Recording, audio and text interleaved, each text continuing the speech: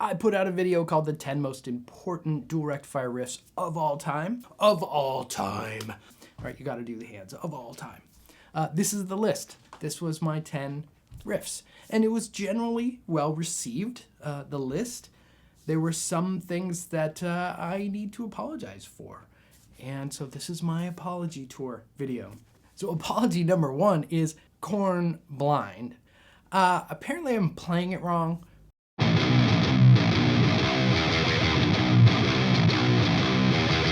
Sorry, I don't have a 7-string, and I've never really done 7-string, so I just tuned that Ibanez way down low and just went by ear.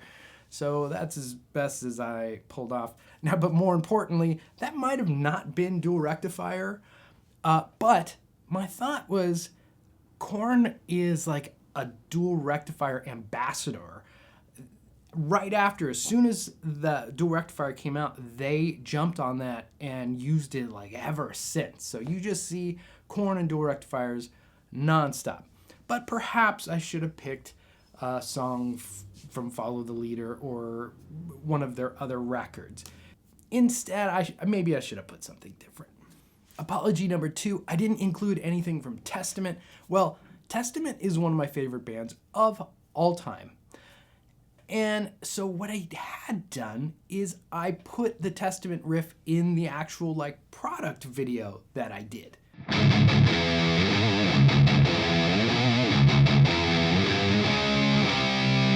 Now, as much as I love Testament, I can't say that Testament matched with the dual rectifier was so important to the dual rectifier that people were grabbing onto it.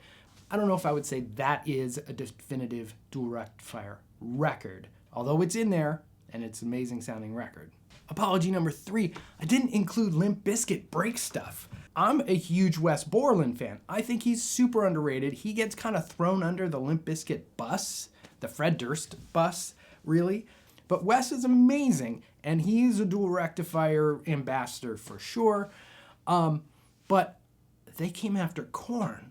So in my lineage, I go with Korn to Limp Bizkit to all these other sort of new metal bands, maybe even down to like Linkin Park.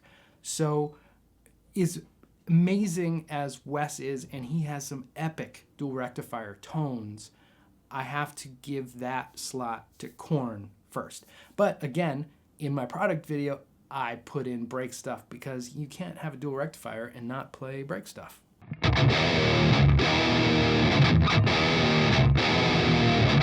Non-apology number 1 is people kept saying, there's no Metallica. What?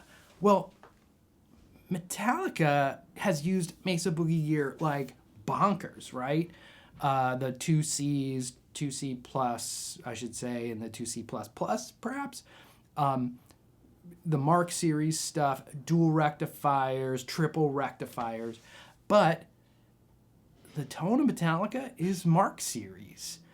Yeah, they've had dual rectifiers floating around, but when I go Metallica, it's Mark series all day. So I can't say, yeah, it's dual rectifier as much as I'd love to. I just can't.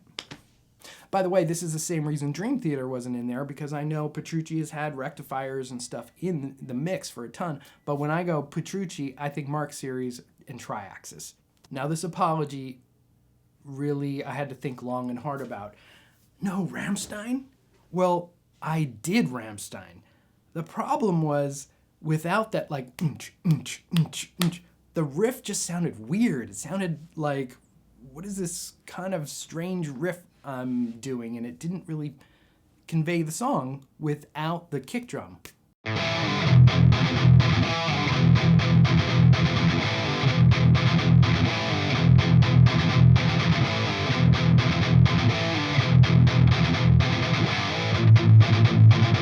Now this is another one that I really questioned. Soundgarden. No Soundgarden, super unknown. I believe there was either Trauma Verb or Rectifier pretty heavily in the mix on this.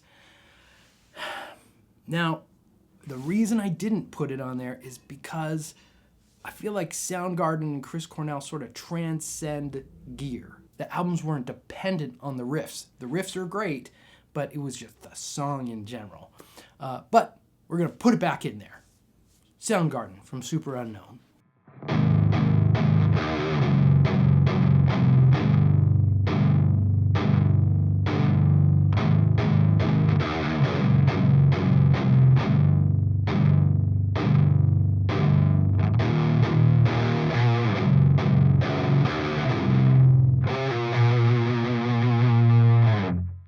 Now, this is one I have to say, I just didn't know it was that influential. But so many people put it in the comments that we got to put it in there. Now, this is another one that I'm on the fence about. Shinedown, Sounds of Madness.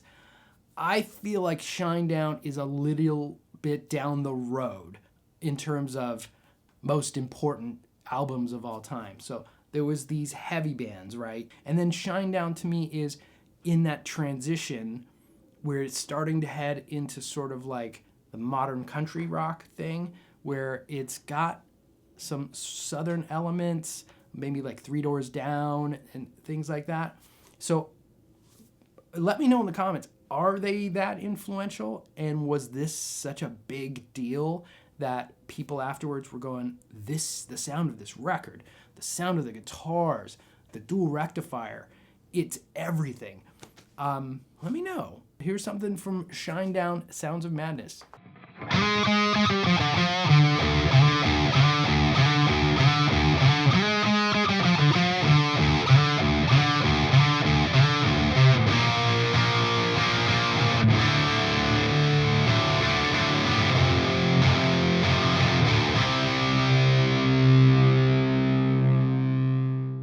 And finally, I honestly can't believe I left this out. This is the pure apology. This is actually from the bottom of my heart. And when I saw someone comment this, I just put my head in my hands and went, oh my gosh, how can I forget Jeff Buckley?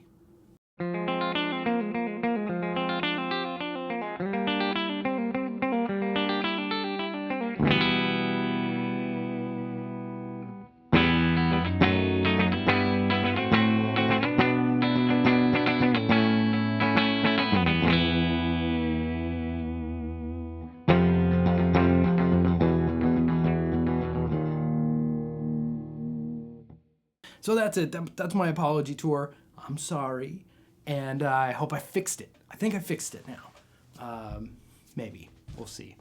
Anyway, hey, thanks for watching. I've got links below to my Patreon and IRs and all that kind of good stuff. And there's some affiliate links down there too. If you want to buy a dual rectifier, the time is now, right? And as always, most importantly, thank you for watching. See you next time.